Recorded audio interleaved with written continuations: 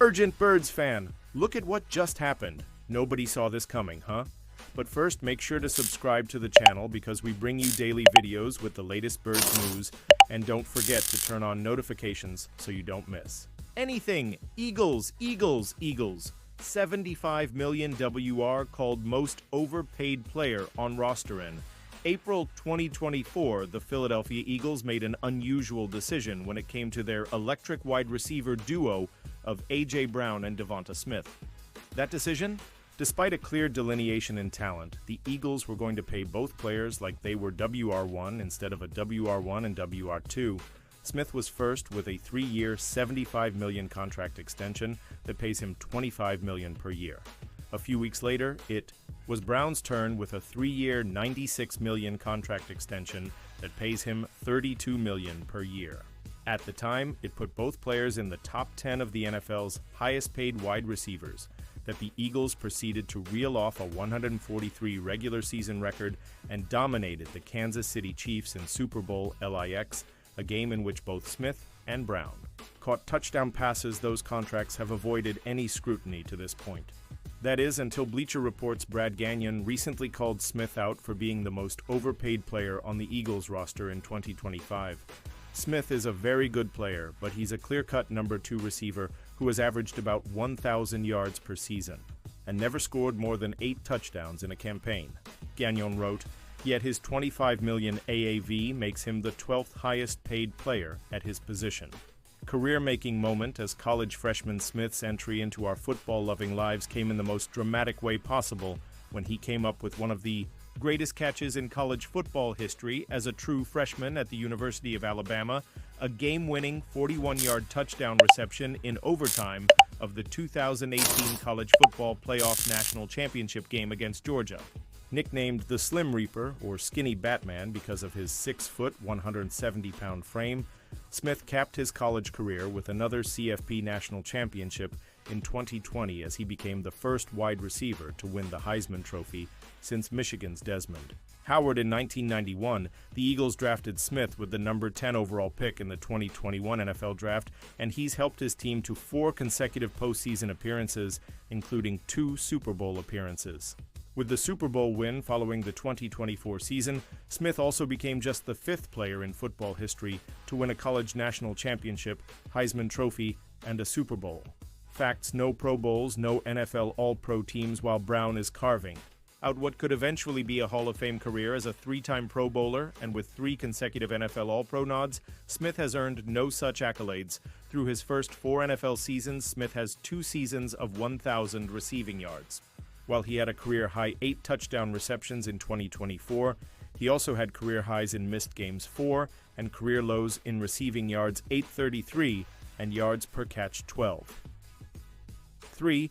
DraftSharks currently has Smith projected as having an 81.8% chance of missing time with an injury in 2025.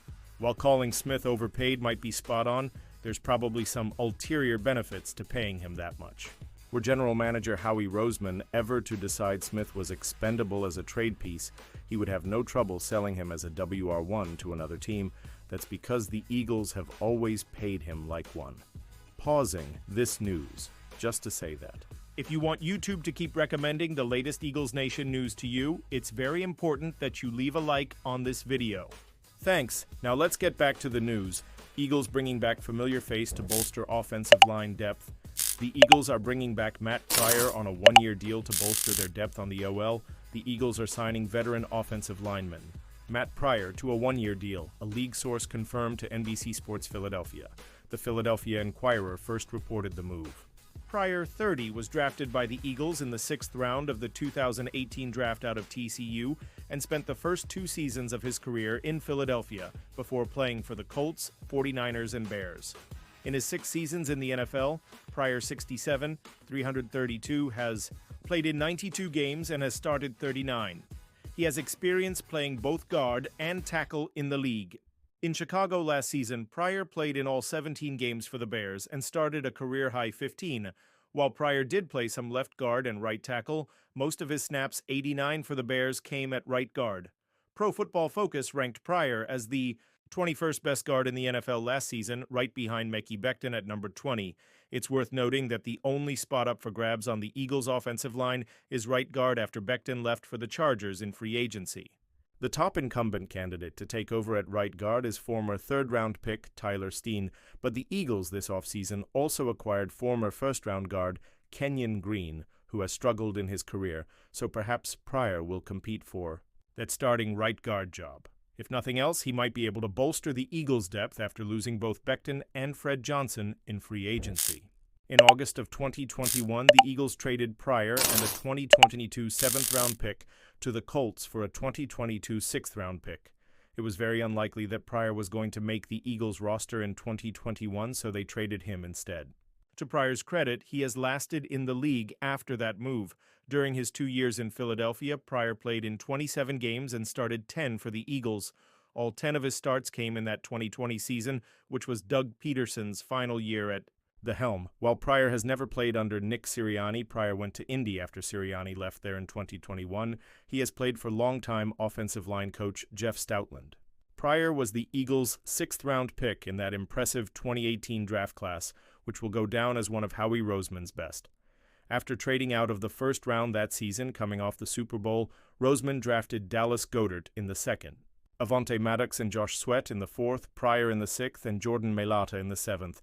Eagles fans won't love the most recent update on proposed tush-push banning. Word has it that the brotherly shove could really go away this time. Never in a million years did we ever assume we'd see people angry because one team ran the quarterback sneak better than another. That's what got us all here. You do realize that, don't you? Ask yourselves a question. What have the Philadelphia Eagles done wrong? No, seriously. What rule have they broken? If we're wrong, tell us such, but think about this for a second. Is it not legal for a brotherly shove to be run by an offense? Are all teams allowed to run some variation of their own? Is it not legal for members of the offense to push the QB from behind, attempting to help propel him forward? Has the QB sneak not been a part of this game for decades? We only ask because though we've ignored much of what we have read and more of what we have heard, we still keep hearing things like this isn't a football play. So before we said anything, we delved into a mental checklist. Can a brotherly shove be called from the sidelines? Can a QB relay the call to his teammates in an 11-man huddle? Have the Birds ever been flagged for running it successfully? That sounds like a football play to us, but we all know none of that has anything to do with this. The real issue is teams are angry because they can't stop the Eagles and they don't run the play well enough to add it to their playbook. There are two words for that jealousy. Cowardly. Here are two more. Inferiority complex. But on the subject of Philly's controversial play, we have an update. An update comes in the call to ban the Eagles' tush-push. By now you have heard the news.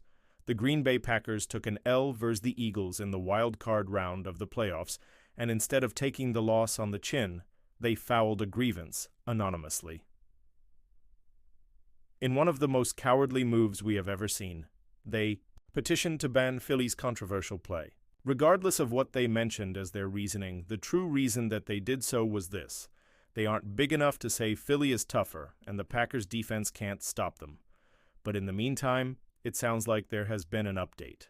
Even if nothing is set in stone yet, Diana Russini recently reported that the push to secure a ban, pun intended, is gaining momentum. Nothing is set in stone yet.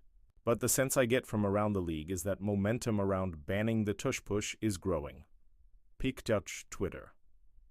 Come for a bedmo Diana Russini DM Russini. March 28, 2025. When this discussion began, more often than not, we ignored it. But we have to be honest here. This is starting to tick us off. Are we truly banning plays everyone can run because one team runs it at a higher success rate than everyone else? What's next? Do we ban QBs like Lamar Jackson and Josh Allen from scrambling because some teams don't have quarterbacks who are athletic? Or better yet, how about we ban A.J. Brown's slant route because no one can stop that either? This might be the single most unnecessary debate in the history of professional football. This isn't a football play. This isn't fair. Are you serious? The Packers should be ashamed of themselves. So should everyone who is calling for a ban. What in the world is our game coming to? And now, Birds fan, I want to hear from you. What's your opinion on this? Drop your thoughts in the comments. I don't know if you know this, but your opinion. matters a lot for birds. I'll be back any moment with more Eagles Nation news. Fly, Eagles, fly!